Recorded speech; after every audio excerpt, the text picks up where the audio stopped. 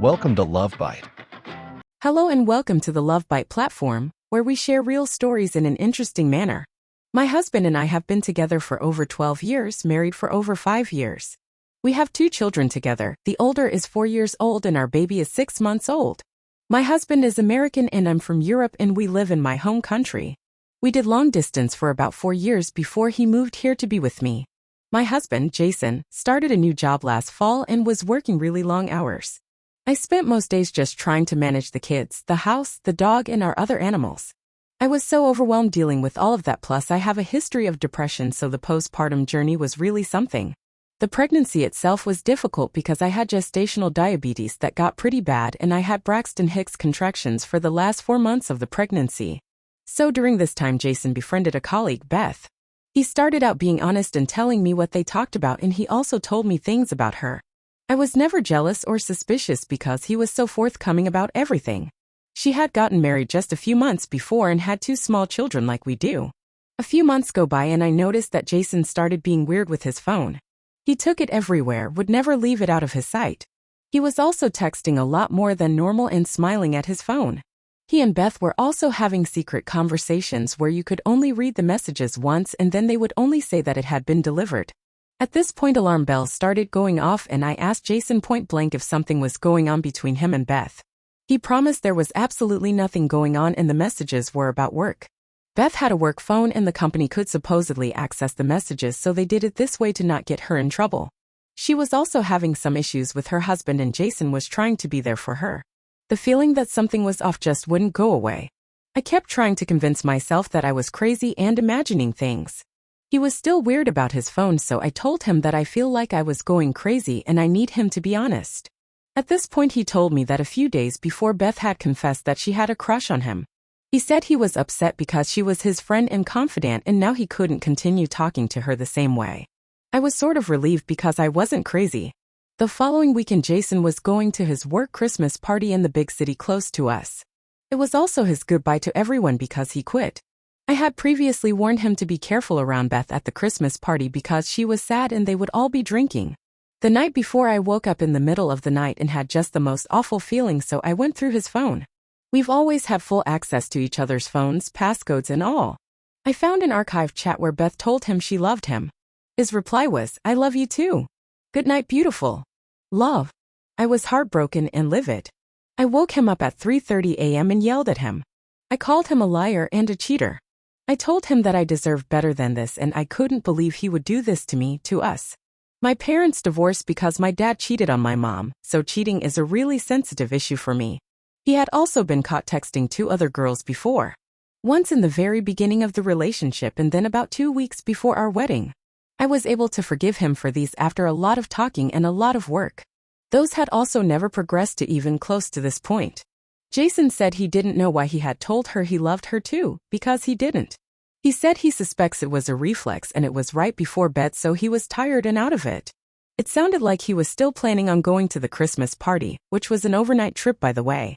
I told him I couldn't guarantee that me and the kids would be waiting for him at home if he went, so he stayed. There was so much arguing for the next couple days and he also confessed to having a crush on Beth. She would not stop texting him during the weekend and actually sent him a long message where she basically said goodbye and that she was sad he didn't come to the Christmas party and missed seeing her in lingerie she had gotten just for him. EW. Jason was visibly shocked. He had told me earlier that they had agreed to never take what they had any further because neither of them were willing to leave their family. Beth's texting got to the point where I texted her off of his phone, first as myself and then as Jason. I know that pretending to be him wasn't good, so I told him exactly what I did and said, which was basically leave us alone and stop texting. I asked him to block her on everything because they were not platonic and she couldn't stay in his life if he wanted me to. He gave me his phone to keep for the time being so that he couldn't secretly text anyone from our spare bedroom where I told him to go sleep. I was probably too lenient and let him come back to our room the next day. The next Monday he had to go to work to sign some paperwork about overtime pay. He was supposed to hang out with another colleague, a man, that night, but it got moved to the following day. Jason said he needed someone to talk to. I was freaking out when he went but managed to calm down after talking to my mom. He kept texting me updates about what was going on and then when he was coming home. He again told me openly what they had talked about, so no worries there. However, the day after he took the dog for a walk and when he came back he got on his computer. He has an iPhone and a MacBook so they're connected and there was a weird notification that popped up. It got on his phone and found a deleted conversation between Jason and Beth. Apparently she had a second number that I didn't know about. The texts were about meeting up the day before. He said he changed his mind and came straight home instead. He had also texted her pretty much as soon as he could to tell her that it wasn't him texting her. I felt like he had stabbed me in the back. I don't expect him to always agree with me, but I do expect him to always have my back. But he didn't. I think this hurt more than finding out about his emotional affair. I gave him a few options. 1. Let's get an amicable divorce and he can go be with Beth and we'll split custody of the kids 50-50. 2. We stay married and work hard at it and he has to cut Beth out completely. No contact whatsoever. 3. If he chooses number 2 and I find out he lied and kept in contact with Beth, I would not only divorce him but also ask for full custody of the kids. He chose number 2 because he says he's still in love with me and wants us to stay as a family. We've started going to couples counseling because we have a hard time communicating. We always end up getting defensive and it devolves into an argument. He also ended up locking me out of his phone by changing the passcode. He said that he felt like he had no privacy and he didn't trust me to not go through private conversations like the one between him and his dad. Apparently one of our conversations was very similar to the conversation he had with his dad, so he thought I snooped through it, which I didn't. I feel like it's a bit backwards that he doesn't trust me after all of his lies. During our first counseling session I said I wasn't sure if I want us to be together or not. I love him. He's the love of my life, my best friend and the father of my kids. But he broke me. He broke my heart and my trust. He's apologized sincerely, but in the 2 months since I found out I haven't really seen any actions to support this.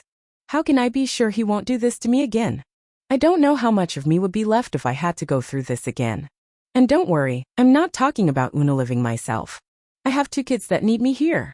They keep me going. I'm wondering if what we had was enough to justify putting in months, maybe years worth of work and to get past this if he's just going to do it again.